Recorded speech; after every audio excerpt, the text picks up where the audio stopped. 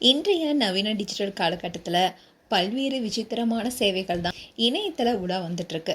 இப்படி இருக்க சூழல தான் பெண் ஒருத்தவங்க தான் கூட காஃபி குடிக்க, சினிமா போக, உணவு இருந்தன்னு குறிப்பிட்ட நேரத்துக்கு தன்னை வாடகைக்கு எடுத்துக்கொள்ளலான்னு வெளியிட்டுள்ள கட்டண பட்டியல் தான் இப்போ சோஷியல் மீடியாவில் தீயா பரவிட்டு வருது.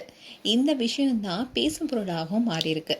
நெருங்கிய நண்பர்களோ இல்லை உறவினர்கள் இல்லாத தனிமையில் வாடும் நபர்களை குறிவச்சு இந்த விசித்திரமான விளம்பர பதிவை அந்த இளம்பெண் தன்னுடைய சோஷியல் மீடியா பேஜில் ஷேர் பண்ணியிருக்காங்க.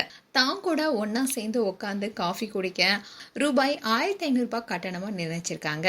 தனியாக காஃபி குடிக்கிறதுக்கு பதிலாக 1 மணி நேரம் பேசிட்டே காஃபி குடிக்க அதுக்கான கட்டணம் ரூபாய் 1500ன்னு சொல்லியிருக்காங்க. அதே மாதிரி பைக்கில் ரைடு போகிறதுக்காக 4000 ரூபாய்.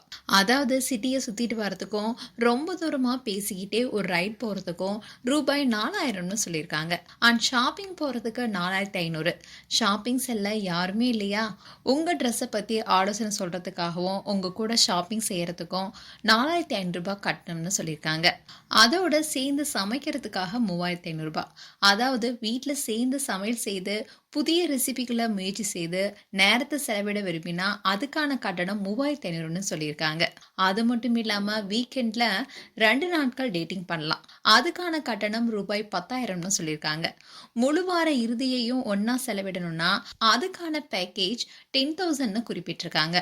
ஆனால் இது வெறும் கம்பானியன்ஷிப் சேவை மட்டுமேனோ வேற எந்த சேவையும் இதில் இல்லைன்னு போஸ்ட் போட்டிருக்காங்க.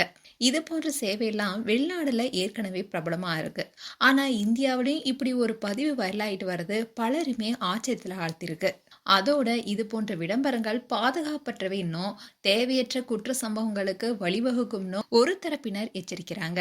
சோஷியல் மீடியால வைரலாயிட்டு வர இந்த பதிவின் நம்பகத்தன்மை குறித்தோ இல்ல அந்த பெண் எந்த ஊரை சேர்ந்தவங்க என்பது குறித்தோ இன்னும் தெளிவான விவரங்கள் வெளியாகல. அப்படி இருந்தாலும் இது போன்ற சோஷியல் மீடியால அறிமுகமில்லாத நபர்கள்கிட்ட இது போன்ற பண பரிவர்த்தனைகளை மேற்கொள்வது சைபர் குற்றங்களுக்கும் பண மோசடிகளுக்கும் வழிவகுக்கும்னு சொல்லப்படுது. ஸோ பொதுமக்களும் விழிப்புடன் இருக்கணும்னு தகவல் தொழில்நுட்ப வல்லுநர்கள் எச்சரிக்கிறாங்க. ஸோ இது போன்ற விளம்பரங்கள் மூலமா சட்டவிரோத செயல் ஏதாவது நடக்குதா என்பதை கண்காணிக்க போலீசாரும் அண்ட் சைபர் பிரிவு அதிகாரிகளும் சோஷியல் மீடியாவில் உன்னிப்பாக கவனிச்சுட்டு வராங்க.